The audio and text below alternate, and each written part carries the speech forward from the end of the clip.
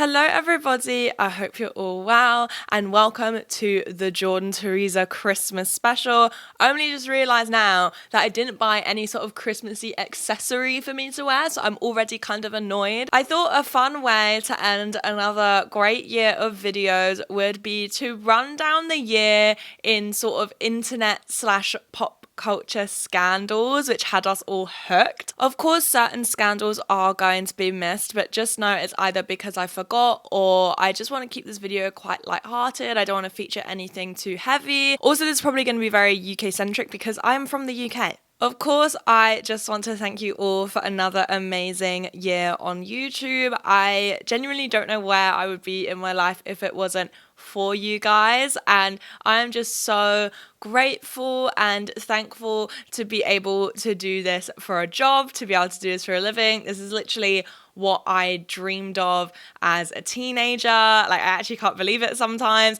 So just know that all of your love and support genuinely does not go unnoticed. I appreciate it so much. Also, I'm very nosy and I would love to know what you guys' New Year's resolutions are. Leave them in the comments, please. Some of my New Year's resolutions are I want to grow my YouTube channel more. I want to post on my podcast more. Make sure you guys go check that out if you haven't already. And also, I want to order less takeaways and cook at home a little bit more, which brings us on to today's sponsor, HelloFresh. HelloFresh is one of the world's leading meal kit subscription companies. How it works is you just select what meals you want on the HelloFresh website. They have a really wide range of meals which get updated all the time. There's loads of weekly recipes from vegetarian to family friendly to street food. The recipes which I chose were the hoisin beef tacos, the duck buns, and the chicken katsu burger.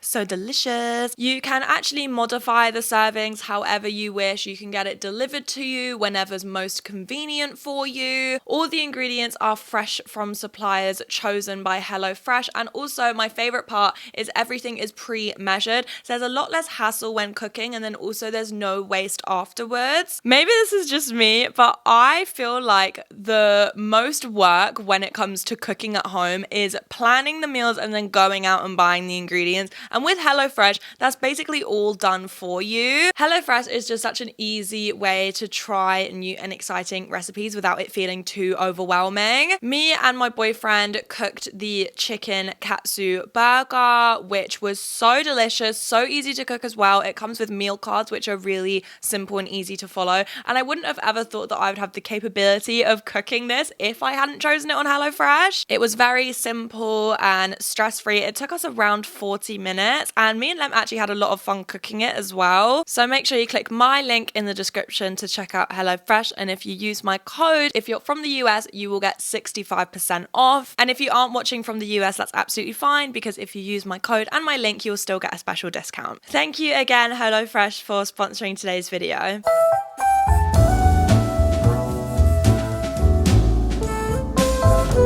Our first scandal of the year features none other than Molly-Mae. She is a beauty, fashion, and lifestyle influencer who basically blew up after going on the British reality show Love Island, where she met her now boyfriend Tommy Fury. Since then, she has amassed over 6 million Instagram followers and nearly 2 million YouTube subscribers. She has had multiple multi-million brand deals. She launched her own fake tan brand, and weirdly enough, she is now the creative director of Pretty Little Thing. Molly spoke about her success on Stephen Bartlett's podcast, Diary of a CEO, where she said, Beyonce has the same 24 hours in a day that we do.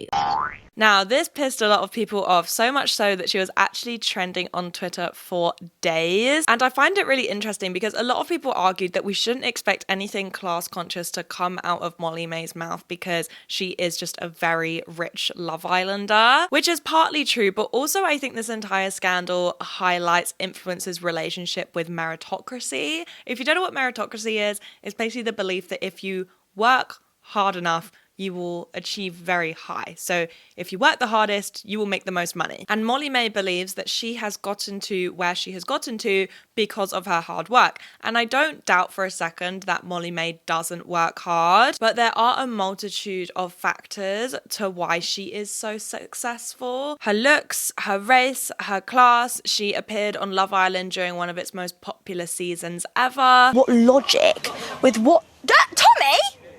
She has a really good manager, and she never truly acknowledges these head starts which she has had. She even goes as far to say on the podcast that she believes she would be where she was if she didn't go on Love Island. Like, she still says that Love Island definitely helped her success, but she wholeheartedly believes that she would be where she is without the show, especially because a lot of Molly's core audience is based in the UK, a country which has been going through a cost of living crisis for the past 10 years. An extremely rich influencer telling you that life is what you make of it and you can achieve anything if you just work hard enough is very reminiscent of baby boomers telling people that the reason that they can't afford a house is because we don't know how to save money and we eat too much avocado on toast, drink too much coffee, we go out too much, even though the house which they bought in the 90s for £60,000 is now worth 600 grand. And just to make matters worse, it was revealed just a few months previously that one of the Boohoo factories, which Boohoo owns Pretty Little Thing, one of their factories in Leicester was paying their employees just £3 an hour. And some people argue, well, yeah, she's the creative director, but it's not her actual company. Well, Molly May's fake tan company, Filter, were advertising for a job which required a university degree for just over £8 an hour. So it was ridiculous for Molly May, of all people, to be preaching this meritocratic message. Stephen Bartlett, who is the host of Diary of a CEO, actually responded to all of this controversy in a thread of tweets saying, Molly May did an interview on my podcast. Yesterday, a soundbite from that interview went viral. She trended #1 on Twitter. Every newspaper covered it and MPs weighed in. I've had male guests say what she has said. No one cared. But when Molly says it, she's crucified. Crazy. I've become very aware of the standard that successful women face. Now, of course, there's an element of truth that Molly May is going to get more shit when she says these things because she's a woman, but also Stephen Bartlett, first of all, fails to recognise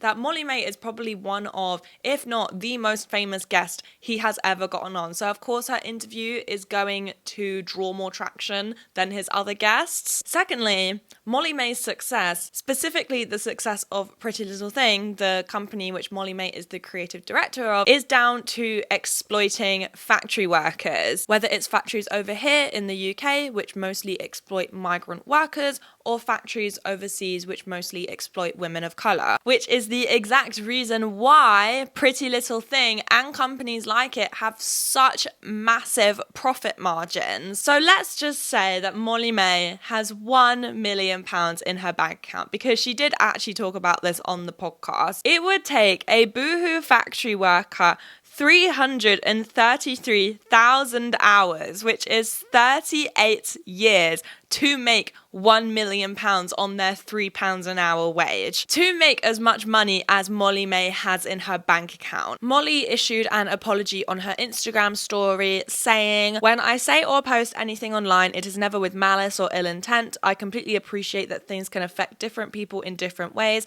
However, I just wanted to stress that I would never intend to hurt or upset anyone by anything I say or do. I apologise to the people that have been affected negatively or misunderstood the meaning of what I said on the podcast. The intentions of the podcast were only ever to tell my story and inspire from my own experiences. Also in January, Tristan Thompson publicly apologised to Khloe Kardashian. His apology said, I take full responsibility for my actions. Now that paternity has been established, I look forward to amicably raising our son. I sincerely apologise to everyone I've hurt or disappointed throughout this ordeal, both publicly and privately. Khloe, you don't deserve the heartache and humiliation I've caused you. You don't deserve the way I've treated you over the years. My actions certainly have not lined up with the way I view you. I have the utmost respect and love for you, regardless of what you may think. Again, I'm incredibly sorry. This came after Marilee Nichols named Tristan Thompson in a paternity suit back in June of 2021, and also leaked messages of Tristan saying, my feelings haven't changed at all. I won't be involved at all, by the way. If you think having this baby is going to make you some money, it's completely wrong. You are aware that I'm retiring after this season, so in terms of support, it will be whatever is required monthly for someone who's unemployed. We will be circling back to this later, obviously, because Tristan is a menace for every single month of the year. And I try not to get too invested in Kardashian drama, but there is something absolutely like I cannot take my eyes away with the fact that Tristan, it's almost like he tries to outdo himself whenever he cheats on Khloe Kardashian.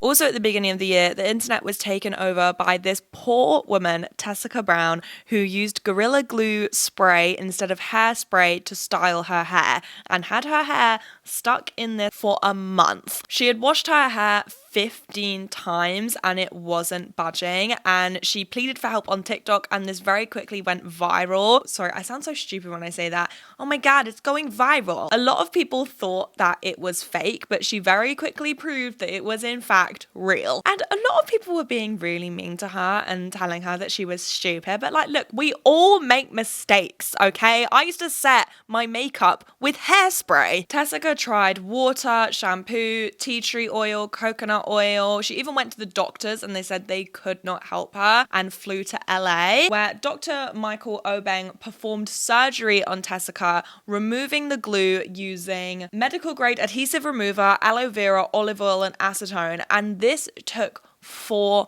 hours, but all of the glue got out. Yeah! And Dr. Obeng performed this surgery for free, which is really nice. And Tessica cried after the surgery. This is just such a very interesting bit of internet history, which I think had a very happy ending. In February, Trisha Paytas announced that she was pregnant with Moses's baby. And this is absolutely insane to me. So I'm going to run over the backstory just in case any of you guys didn't know. So Trisha Paytas had a long-running internet beef with Ethan Klein of H3H3, and they actually launched a podcast together called Frenemies, which was really, really successful. During this podcast, Trisha met Ethan's wife, Hila's brother, Moses, and they began dating. Trisha and Ethan ended up getting into a big argument and fell out, and then she fell pregnant with Moses's baby, which means that she will forever be a part of Ethan and Hila's life.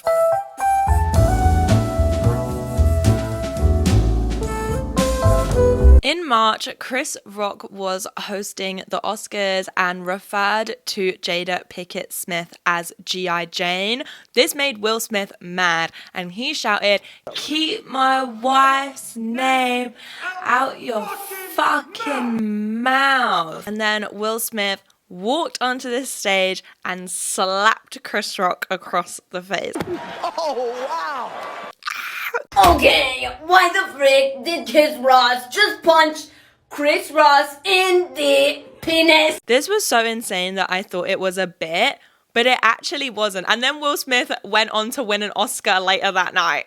This sent the whole of Hollywood and the internet into a frenzy. No one was safe that night. Zoe Kravitz posted an Instagram picture which was captioned, "Here's a picture of my dress at the show where we are apparently assaulting people on stage now." And then a years-old article resurfaced of her sexualizing a teenage Jaden Smith. Like, how long were you guys holding on to that for? Celebrities who supported Chris Rock were being dragged left, right, and center. Twitter was an absolute war zone. Everyone was asking their boyfriends if they too would slap Chris Rock if they made a derogatory joke about them. And you know what?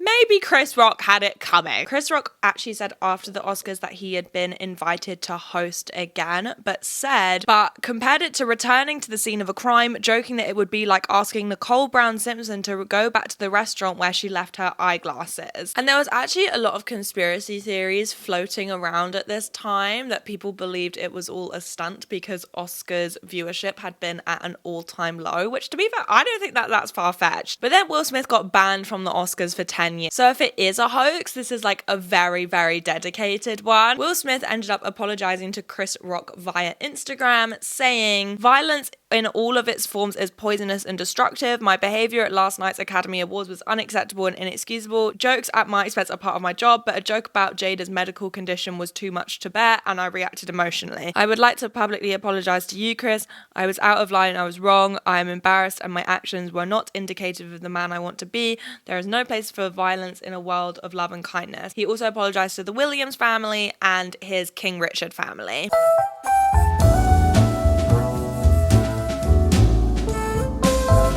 May was the Met Gala, and of course I, like many people, love judging the outfits of an event that I'll probably never be invited to in the comfort of my own Twitter account. And the theme of this year's Met Gala was In America, an anthology of fashion, and the dress code was white tie and gilded glamour. And the look which had everyone talking was Kim Kardashian, and she wore the original Marilyn Monroe's Happy Birthday, Mr. President dress. Happy birthday, Mr. President. The dress was lent to Kim Kardashian by the Ripley's Believe It or Not Museum. The dress was sold to the museum for $1 million, making it the most expensive dress to ever be sold at auction. And the dress is kept in a 68-degree vault with 40 to 50% humidity and has never been worn by anyone other than Marilyn Monroe. Before lending the real dress to Kim Kardashian, the museum actually sent over a replica, which Kim said fit her perfectly.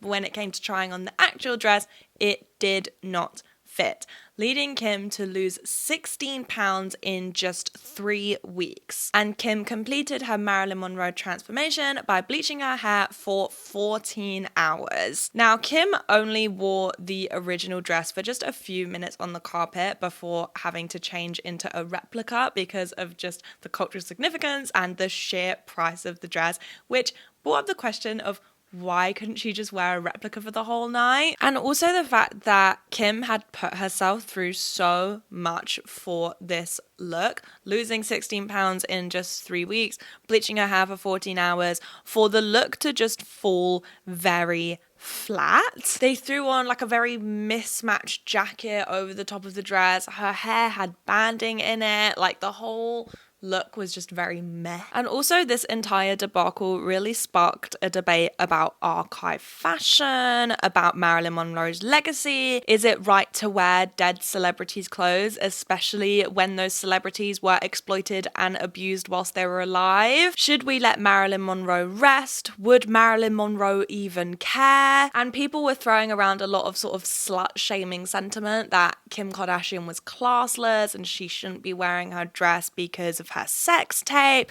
which is exactly all of the things which people used to say about Marilyn Monroe. Like, there are other reasons why Kim Kardashian shouldn't be wearing the dress other than the fact that she had a sex tape.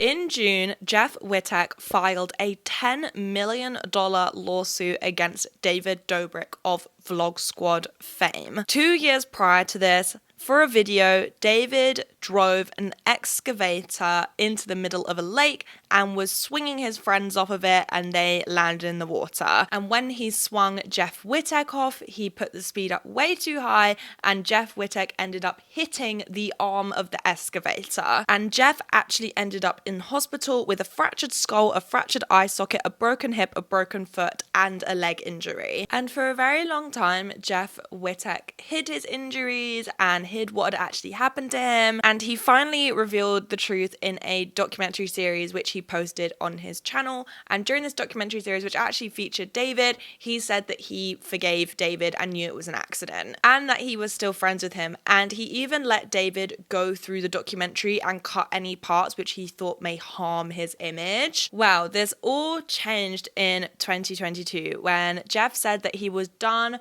hiding for David and covering up for him. Jeff said that David didn't check up on him after his 10th surgery, that David actually blamed Jeff for the accident, and that David was running behind on medical bills which he promised Jeff he would pay. Which leads us to now when Jeff filed a $10 million lawsuit against David, which I just feel like all of this is a symptom of what happens when you mix business with friendship, with no HR department, and post all of your content on a platform which rewards extreme behavior, with an apparent egotistical boss who could blacklist you from the entire industry with just one tweet. It's no wonder the Vlog Squad has been compared to a cult, but in more lighter note, Liam Payne went on Logan Paul's podcast. You were the inception. I was the honorary member of One Direction, yes. And apparently he ruined a lot of people's teenagehoods by sort of revealing the true secrets behind One Direction and the fact that they weren't really all friends, which, to be fair, didn't hurt me at all. I never listened to One Direction. Sorry, girls. One member in particular threw me up a wall. So I said to him, if you don't remove those hands, there's a high likelihood you'll never use them again. So this didn't affect me. So I could just focus on the pure cringe of the interview. And guys, I am obsessed with how unself-aware he is. I think it was well known within the band that I don't like taking shit Right. at a certain point. I made it very obvious. I'm not going to tell you how. He is so David Brent coded. Like, I saw someone tweet that Liam Payne has the same energy as Mr. Shoe. Baby likes a soup.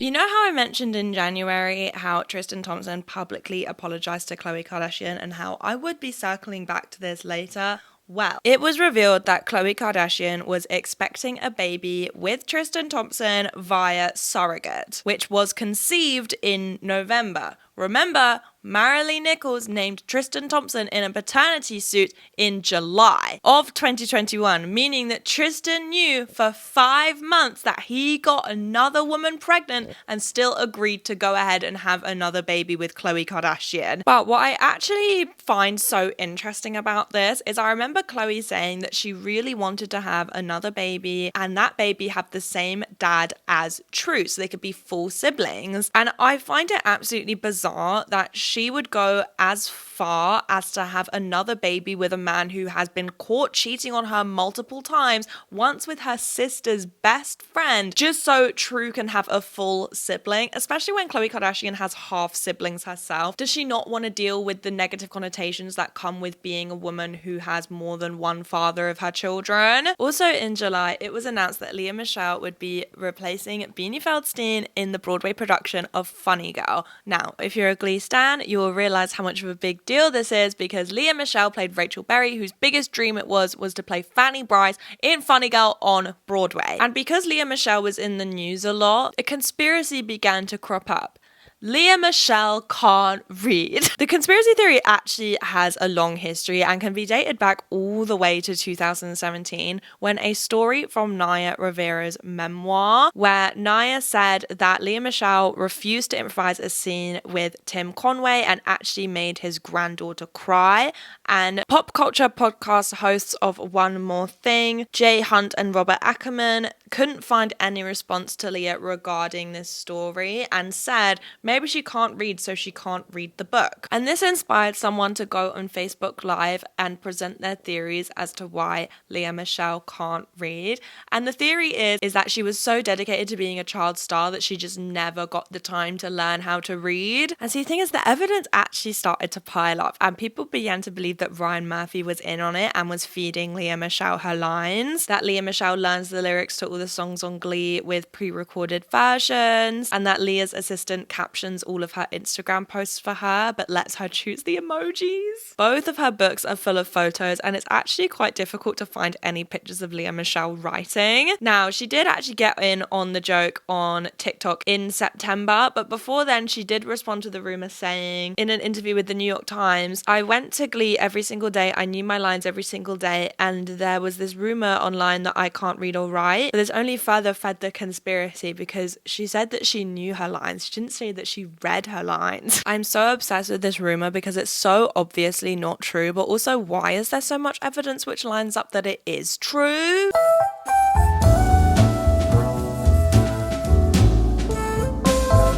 I have been waiting for this one turn it up. In August is when the pink sauce controversy began, and I cannot get over how invested I was in this at the time. Basically, a Miami-based private chef known as Chef P started posting TikToks of this mysterious bright pink sauce, but Chef P wasn't telling anyone what the sauce was, what the ingredients were, or what it even tasted like. The only thing she did clarify was that it was edible. A lot of people just assumed that this was a marketing strategy, and it was working. Like, her videos of the pink sauce were gaining hundreds of thousands of views. They were going viral, and she actually started posting TikToks of the pink sauce being bottled up and ready to sell, which had a lot of people concerned because still no one knew what the ingredients were. Chef P then made a TikTok saying that the sauce contained all natural ingredients, there were no artificial additives, and that she can't tell us the secret ingredient of what makes the sauce pink. And it was during this time that people began to notice that the shade of pink on the sauce was changing.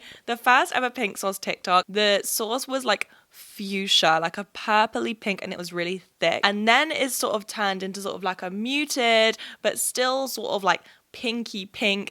And then the latest ones were like really, really pale white pink, and the sauce was extremely runny. Chef P blamed the color change on a change of lighting. Sorry guys, I'm really not very well. Chef P finally revealed the ingredients of the pink sauce, which were dragon fruit, sunflower seed oil, chili, garlic, and honey. And this left people with even more questions, mostly about, are there any preservatives? How is this sauce going to have any shelf life? Also, the sauce looked very creamy, but dairy was not listed as an ingredient. It turns out that the sauce did in fact contain milk, and as far as we were aware, absolutely no preservatives. And the pink sauce was being sold on Chef P's website for $20. And the sauce actually completely sold out and was being shipped in plastic envelopes with no freezer packs. A few weeks later, customers began receiving their pink sauces, and a lot of them made TikToks saying that the bottles were bloated and swollen, and this actually means that bacteria is growing inside. And it's like, of course it has a ton of bacteria festering inside. It's been knocking about the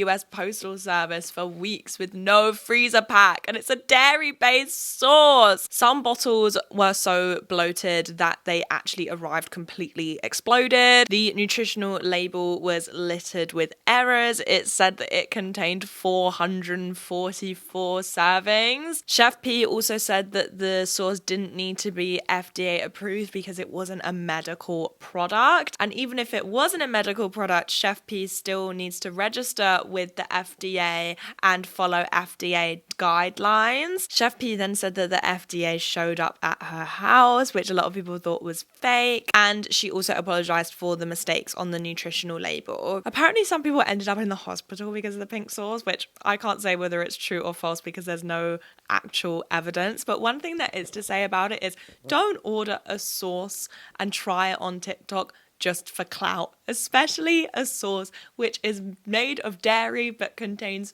no preservatives and arrives bloated and swollen. Guys, you have no idea what you're putting in your bodies. Please don't do that.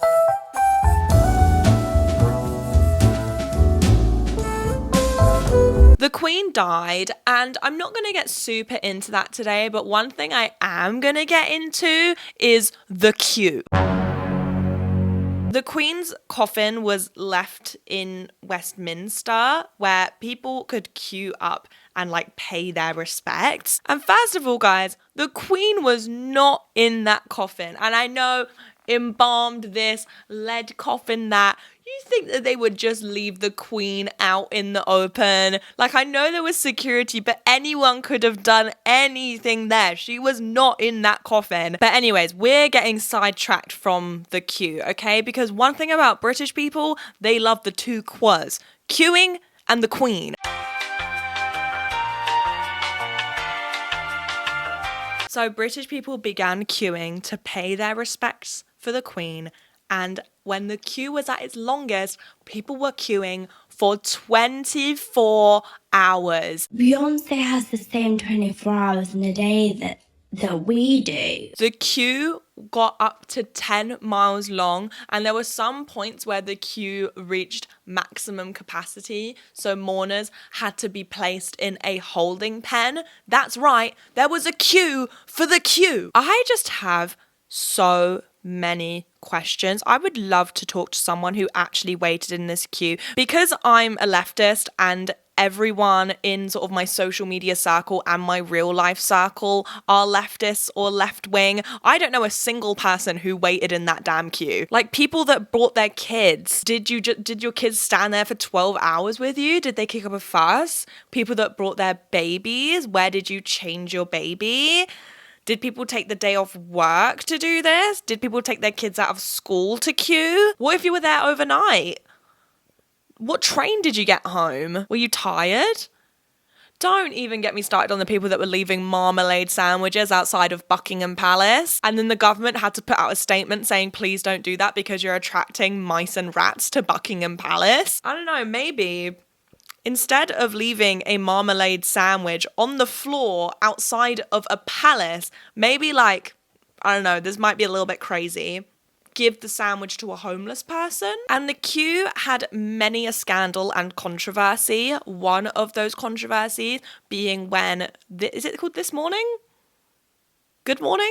This Morning. Hosts of This Morning, Philip Schofield and Holly Willoughby, skipped the queue. Oh, they queue jumped to pay their respects to the Queen, and people were livid. People were calling for them to get fired from This Morning. People booed them at the National Television Awards for queue jumping. Queue jumping to meet the Queen, the two quas. Oh, guys, sorry. It was just too good. It was too good. And we all know what's coming next. I don't even want to talk about this because I actually feel fatigue from this celebrity gossip. Yes, we're going to be talking about Don't Worry, Darling. Not everyone gets this opportunity. Fucking Trevor. Everyone gets this opportunity. And there was one point where this overtook my life so much that I actually spoke to my therapist about it and explained it all to my therapist. And I bet he was like, taking a note of that. She needs more therapy. Don't Worry, Darling was the second movie directed by Olivia Wilde, which starred Florence Pugh, Harry Styles, Olivia Wilde, Chris Pine, Gemma Chan, just to name a few. And already this film had a little bit of controversy, a little bit of scandal surrounding it, because allegedly Olivia Wilde was having an affair with Harry Styles during the filming, and she ended up leaving her husband Jason Sudeikis to be with Harry Styles. There were already a few rumors flying around that Olivia Wilde and Florence Pugh didn't get on, because apparently Olivia Wilde and Harry Styles were all over each other on set whilst she was still married to Jason Sudeikis, and apparently Jason Sudeikis actually visited set with their children a few times, which made Florence Pugh very uncomfortable. Also, Florence Pugh's boyfriend at the time was Zach Braff, and apparently Zach Braff is friends with Jason Sudeikis.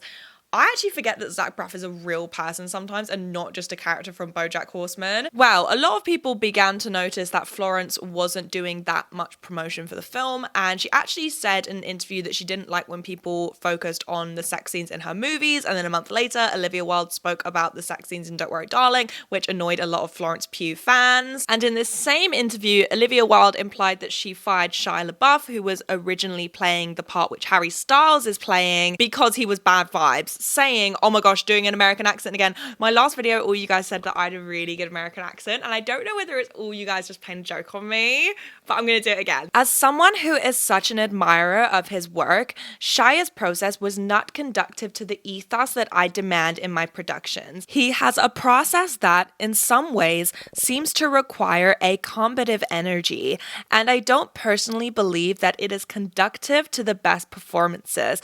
I believe that creating a safe, trusting environment is the best way to get people to do their best work. Ultimately, my responsibility is to the production and to the cast to protect them.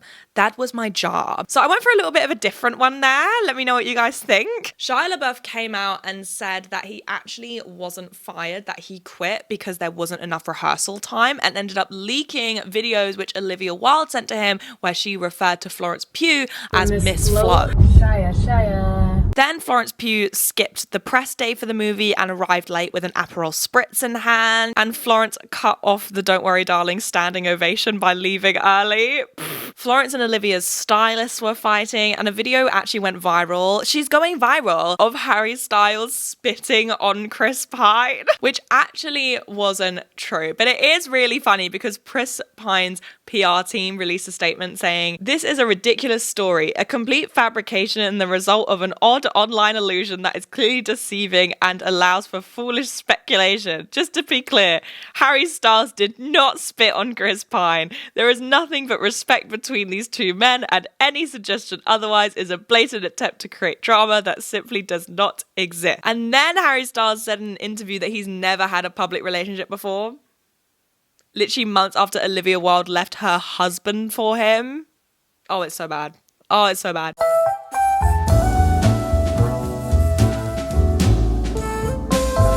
Now, I hadn't heard about the Try Guys in years. The last time I had heard from them was probably in like 2015 in their BuzzFeed days. Well, since then, the Try Guys left BuzzFeed and created their own channel and their own company where they amassed over 8 million subscribers. And the Try Guys consist of Eugene, Keith, Zach, and self-proclaimed wife guy, Ned Fulmer. Perhaps this is biased knowing the information that I know now, but I will always side-eye men who make it their entire online personality that they're obsessed with their wife, because their online personality is their monetized personality. So it's just inherently performative. And this especially becomes prevalent when you realize that these videos weren't posted by fans, but by the Try Guys' second channel. Also, this came about at the same time as Adam Levine being exposed for cheating on his wife as well. So everyone was like, oh my God, guys, it's the downfall of the wife guys. And I'm like, were the wife guys ever up? Were we ever obsessed with wife guys? Who's we? Anyways, fans of the Try Guys began to notice that Ned, his wife Ariel, and their children were absent from recent videos, despite sharing pictures of them being on set during the filming of those videos, which were shared on Twitter. And then videos of Ned engaging intimately with one of the Try Guys producers, Alex, began cropping up on the internet. And the Try Guys were actually made aware of this before the videos went viral. She's going viral! And posted a statement on their Instagram saying that Ned was no longer part of the Try Guys. Ned then posted a statement on his Instagram saying, "Family should have always been my priority, but I lost focus and had a consensual workplace relationship. I'm sorry for any of the pain that my actions have caused to the guys and the fans, but most of all to Ariel. The only thing that matters right now is my marriage and my children, and that's where I'm going to focus my attention." Now, I actually didn't realize this because I've never worked in an office before, but having an intimate relationship and an extramarital affair with a co-worker, especially one that's beneath you, is a complete no-no, especially if you don't tell HR. To be fair, having any type of extramarital affair is a big no-no, but I actually watched a good TikTok which explained it really well. Can't remember who posted it, I'm really sorry. But basically the example which was used was that imagine that you audition for the X Factor and you get through and you actually begin a relationship with Simon and like you're really, really enjoying it. You don't tell the HR department about it. You carry on having this relationship. First of all, Simon could let you through, whether it's consciously or unconsciously or subconsciously, whatever the word is. But not only that, you one day might not want to date Simon Cowell anymore. You might be over it. But the thing is, you don't feel comfortable enough to break up with him in case he eliminates you from the show. And this is why you need to tell HR about any workplace relationships to avoid things like this happening. And I'm not saying that this did or didn't happen between Ned and Alex's relationship, but something like that could have easily happened because there was a power imbalance there. Ned was Alex's boss, and just to make matters worse, apparently he was the unofficial HR guy. And this is the reason that Ned got fired. And apparently their TV show on the Food Network got moved away from a prime spot because having an affair without informing HR with someone beneath you was such a bad look. Similarly to the controversy surrounding David Dobrik and the Vlog Squad, and that this is just another bad side effect of mixing friendship with business and not taking it as seriously as you should take a business, because it is a job in social media and you are working with all of your friends.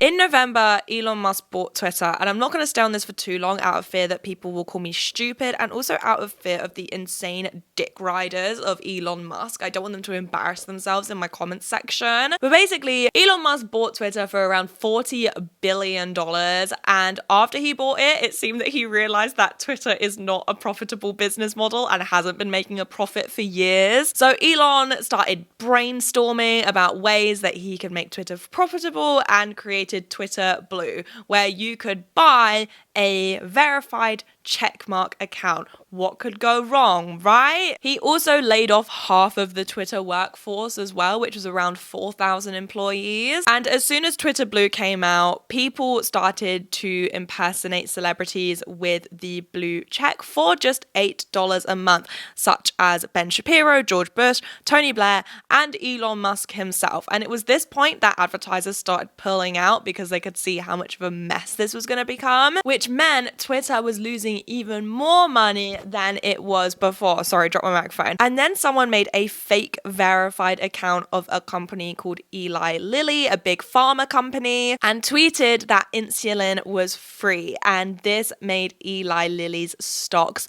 tank, meaning that even more advertisers started to pull out. There was also one night where it was suspected that Twitter was just gonna shut down. It was actually, guys, it was history. Like, we all need to start holding hands. We're going down. But alas, Twitter is still here and it's still running.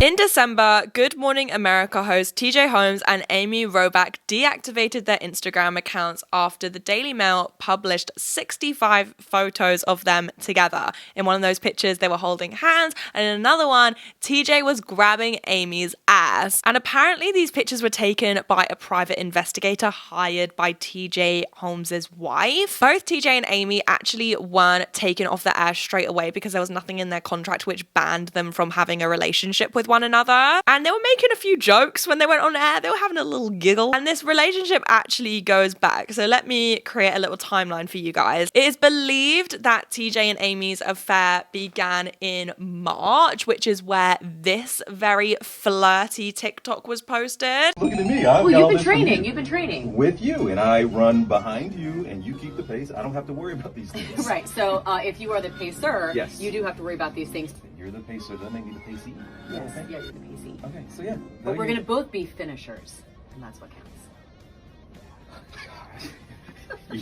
And in this month, they both ran a half marathon alongside Amy's husband. There were reports that TJ and Amy were getting cozy in bars in May. And according to sources, TJ and Amy separated from their spouses in August and moved into different living arrangements. But also in August, TJ celebrated his 45th birthday with his wife and their kids, and she shared that on his Instagram. In September, Amy and her husband listed their home for sale. And in November, Amy posted a picture on her Instagram where she wasn't wearing her wedding ring. And then in late November/early December, the pictures of TJ and Amy on a weekend away together were published by the Daily Mail. Of course, news anchors on one of America's most watched TV shows having an affair together is absolutely wild. But when you look at the timeline and realize they'd actually been separated from their spouses already, you sort of expected it to blow over quite quickly. But it turns out that TJ Holmes has not had one affair with Amy,